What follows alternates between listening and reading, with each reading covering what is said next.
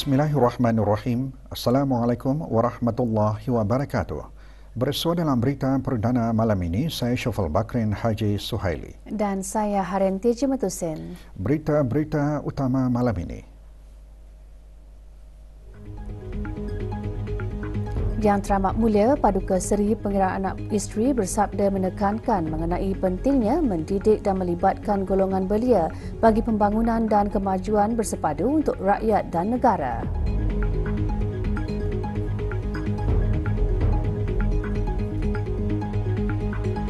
Penglibatan semua pihak sangat penting dalam memupuk budaya daya tahan serta mengukuhkan kerjasama serantau.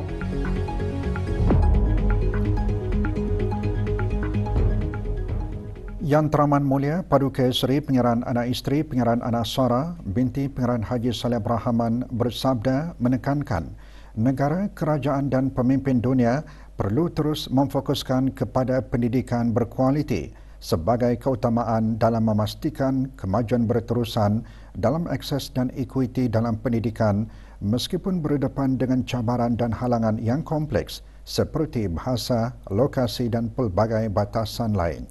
Yang Teramat Mulia bersabda demikian pada perasmian Persidangan Isu-Isu Global Borneo Sekolah Antarabangsa Brunei ISB BGIC ke-20 dianjurkan oleh ISB dengan kerjasama Kementerian Kebudayaan Belia dan Sukan dan Kementerian Pendidikan.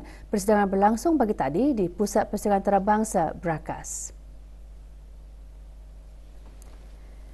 Keberangkatan Yang Teramat Mulia dijunjung oleh Dominic Morley, Pengetua Eksekutif dan Ketua Pegawai Eksekutif ISB.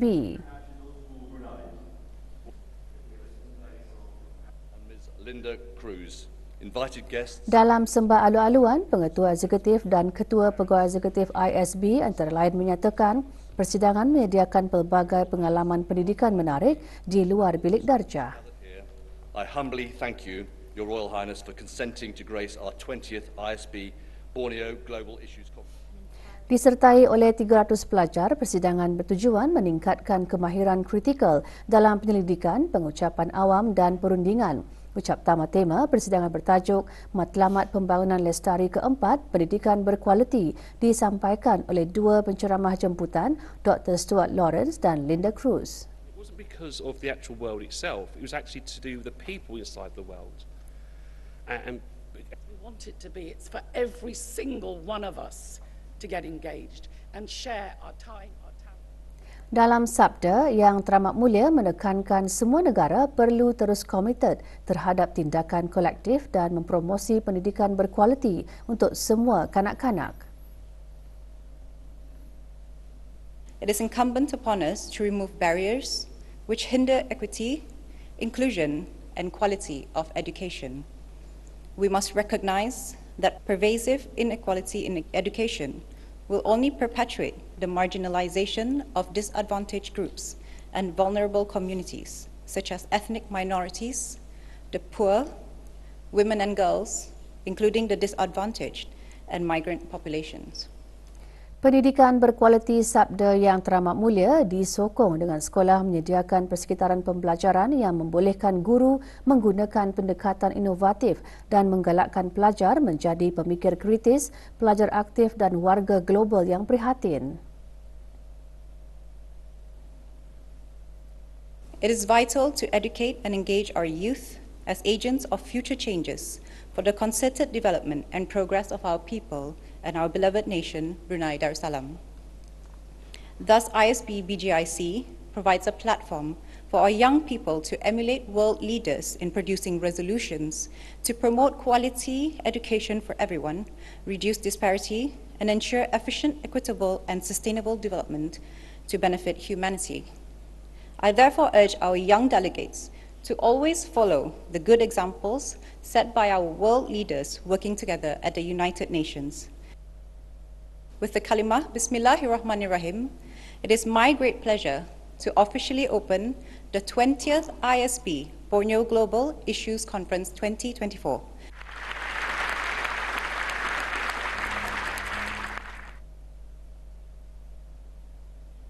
Yang Teramat Mulia berkenan menyempurnakan pengurnian sijil penyertaan kepada wakil dari 23 buah sekolah serta cenderahati kepada para penaja dan penyokong persidangan. Yang Teramat Mulia berkenan menerima pesambah.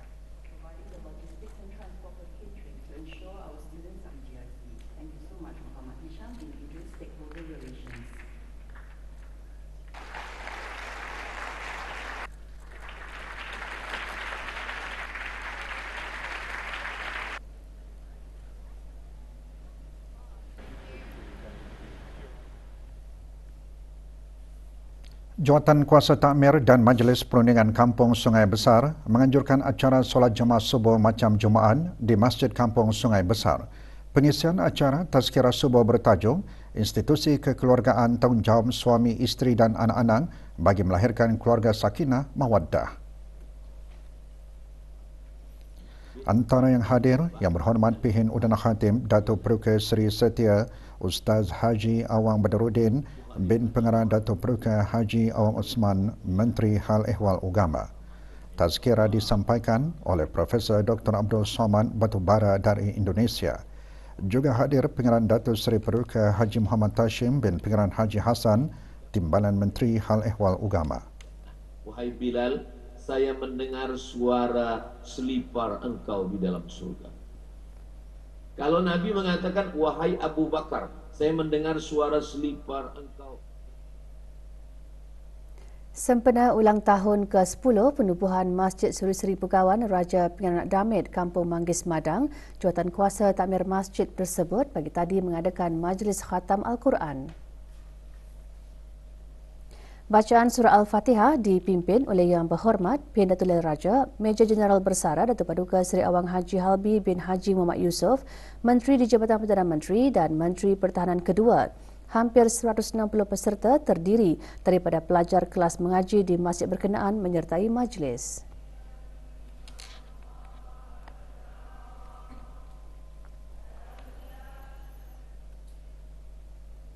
Zakat dan wakaf berperanan dalam meningkatkan kesejahteraan ekonomi ummah. Ikuti bahan beritanya seketika nanti.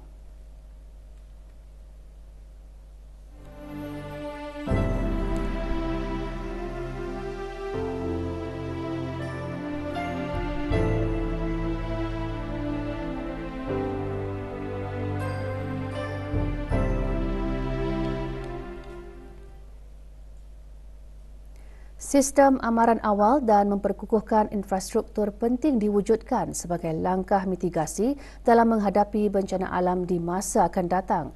Berucap semasa majlis memperingati 20 tahun Tsunami Lautan Hindi dan Hari Pengurusan Bencana ASEAN 2024. Menteri Hawal Dalam Negeri juga menekankan pentingnya pengukuhan kerjasama serantau terutamanya dalam memastikan mereka yang terjejas akibat bencana menerima sokongan yang diperlukan.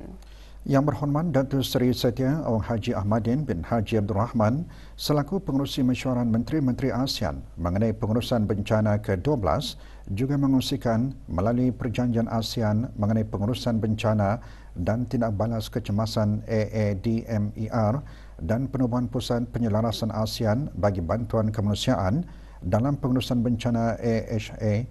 Ia telah membantu dalam pembangunan sistem yang lebih berkesan untuk tindak balas, pemulihan dan daya tahan bencana.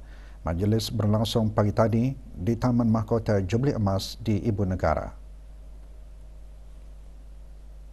Above all, fostering a culture of resilience and deepening regional cooperation are vital to ensuring that communities have the support they need to recover, rebuild and thrive. Acara seumpamanya bertujuan merenung kembali kejadian tsunami yang melanda 14 negara. Juga diadakan acara penanaman pokok.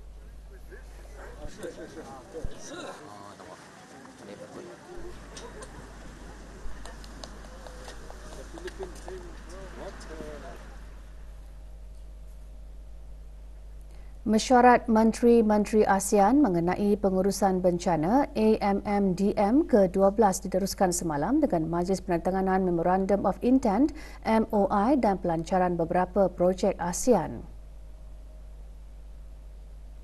Hadir Yang Berhormat Datuk Seri Setia Awang Haji Ahmadin bin Haji Abdul Rahman, Menteri Hawal Dalam Negeri selaku pengerusi AMMDM ke-12.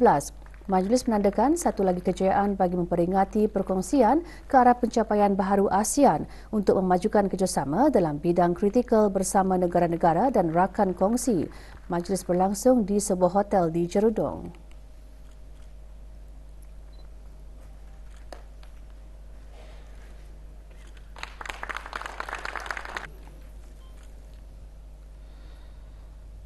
Dalam usaha meningkatkan kemampanan pertanian dan keselamatan makanan serta memupuk daya tahan ekonomi, negara Brunei Darussalam telah mempraktikkan pertanian mapan melalui penggunaan pertanian regeneratif. Menteri Sumber-Sumber Utama dan Pelancongan mengongsikan perkara tersebut semasa mesyuarat Menteri-Menteri ASEAN mengenai pertanian dan perhutanan AMAF ke-46 dan mesyuarat berkaitan yang diadakan secara dalam talian kemarin. Yang Berhormat Datuk Seri Setia Dr. Ong Haji Abdul Manaf bin Haji Matusin juga menekankan kepentingan penggunaan teknologi digital dalam mempertingkatkan sistem pertanian dan makanan yang mapan.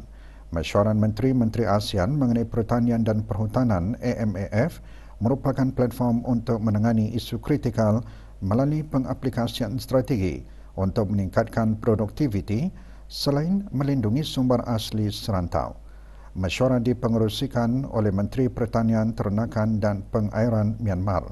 Mesyuarat antara lain mengambil maklum perkembangan pelaksanaan rangka kerja berkaitan kerjasama ASEAN dalam sektor makanan, pertanian dan perhutanan 2023-2024 selaras dengan matlamat pembangunan mapan pertubuhan bangsa-bangsa bersatu.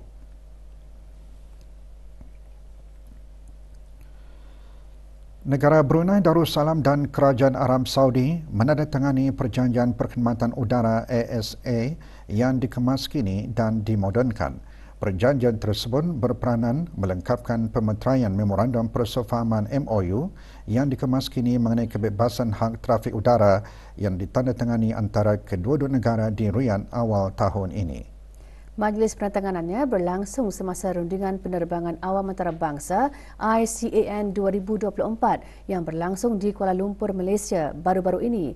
Menandatangani bagi Kerajaan ke bawah Duli Yang Maha Mulia Yang Berhormat Pangeran Datuk Seri Setia Syamhari bin Pangeran Datuk Paduka Haji Mustafa, Menteri Pengangkutan dan Info Komunikasi, manakala menandatangani bagi Kerajaan Arab Saudi Tuan Terutama Abdul Aziz bin Abdullah Al-Dualij, Presiden Pihak Berkuasa Am Penerbangan Awam GACA Arab Saudi. Terdahulu, Menteri Pengangkutan dan Info Komunikasi mengadakan perjumpaan dua hala bersama Presiden GACA Arab Saudi. Semasa perjumpaan itu, kedua-dua pihak membincangkan kemajuan dan cabaran dalam sektor penerbangan. Di samping itu, kedua-dua pihak juga mengulangi komitmen untuk meningkatkan kesaling hubungan dan memperkukuh hubungan dua hala melalui pengangkutan udara. Dalam atur cara berasingan, Menteri Pengangkutan dan Info Komunikasi juga mengadakan perjumpaan dengan Yuli Thompson, Pengurus Rantau Asia Tenggara di Persatuan Pengangkutan Udara Antarabangsa IATA yang berpangkalan di Kuala Lumpur. Perjumpaan tertumpu kepada pelaksanaan Bil Laluan Udara Kargo Elektronik, mempromosi pengeluaran bahan api penerbangan lestari dan dasar visa untuk menggalakkan pelancongan ke negara Brunei Darussalam.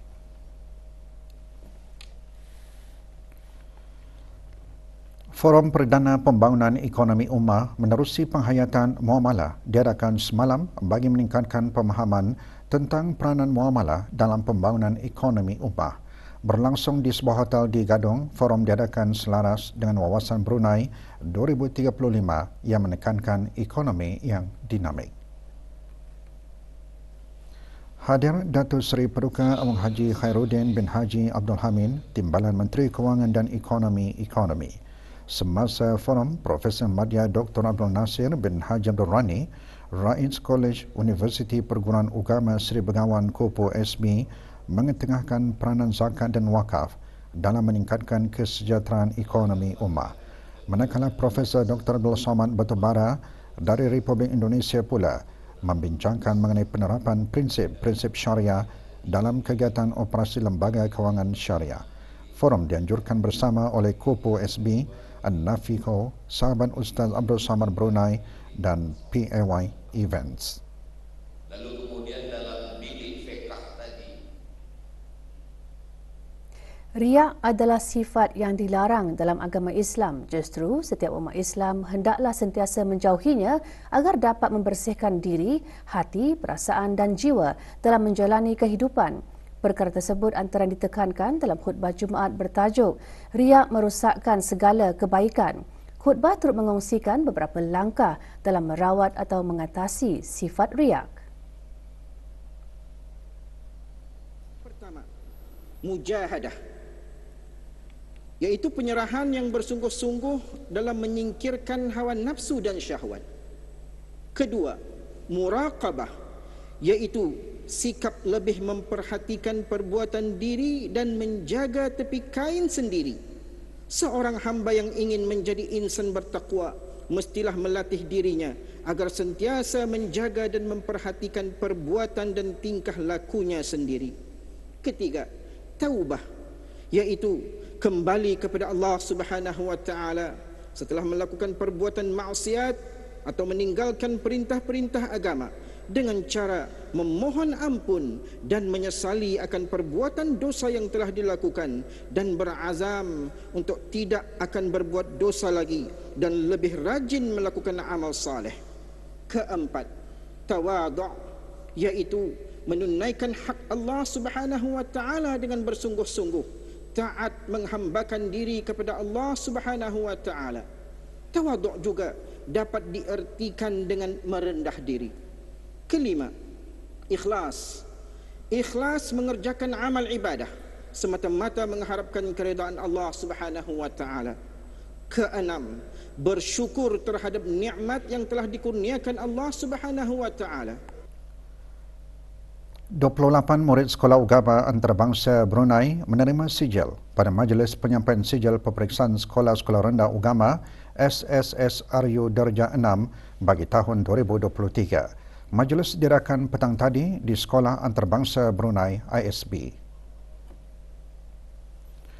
Penyampaiannya disempurnakan oleh Awang Haji Syamsul bin Haji Omar, Pemangku Timbalan Setiausaha Tetam Dasar dan Keagamaan, Kementerian Hal Ehwal Ugama. Majlis bertujuan meraihkan dan menghargai kejayaan murid-murid dalam peperiksaan SSSRU.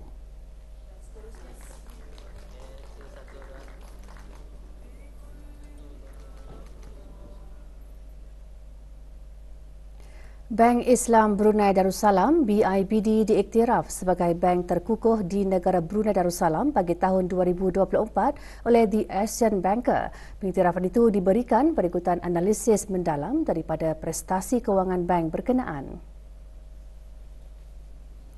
Pengiktirafan itu menekankan asas kewangan BIBD yang kukuh dan keupayaannya untuk mengekalkan kekukuhannya dan daya tahan meskipun berdepan cabaran lanskap ekonomi.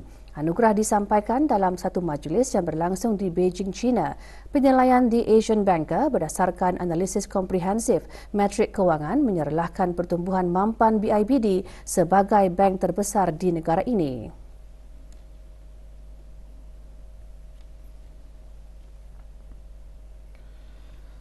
Lebih 40 pengusaha menyertai pesta yang kini berlangsung di Dewan An-Nora, Kompleks Yayasan Sultan Haji Hassanal Bolkiah di Ibu Negara.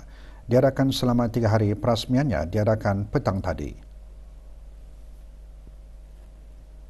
Pesta Crystal Paradise BN ANIHOB antaranya mengetengahkan pelbagai seni kraf, permainan video dan aktiviti interaktif. Pesta dibuka bagi kunjungan orang ramai bermula pukul 10 pagi sehingga 10 malam.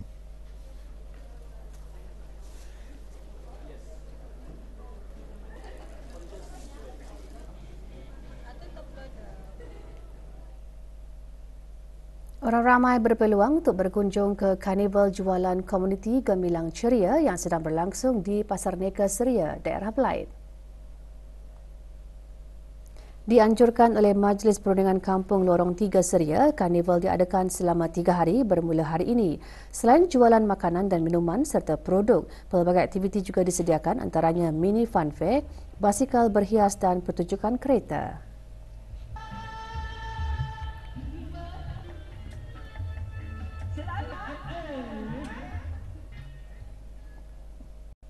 Pasukan Futsal College Universiti Perguruan Agama Seri Begawan muncul juara pada kejohanan futsal anjuran Jabatan Pengajian Islam Kementerian Hal Ehwal Agama.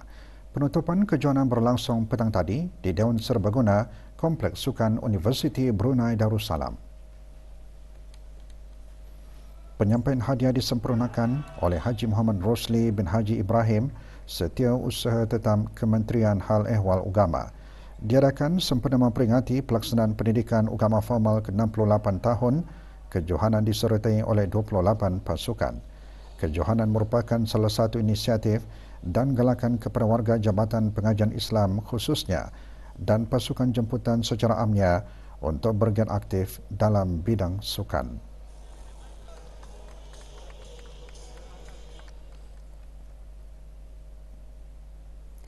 Futsal Liga Perdana Brunei 2024-2025 anjuran Yakin Football League dengan sokongan daripada Persatuan Bola Sepak Brunei Darussalam FABD akan membuka tirainya 29 Oktober ini. Semalam diadakan majlis pelancaran dan mesyuarat bersama para pengurus pasukan di FABD House Berakas.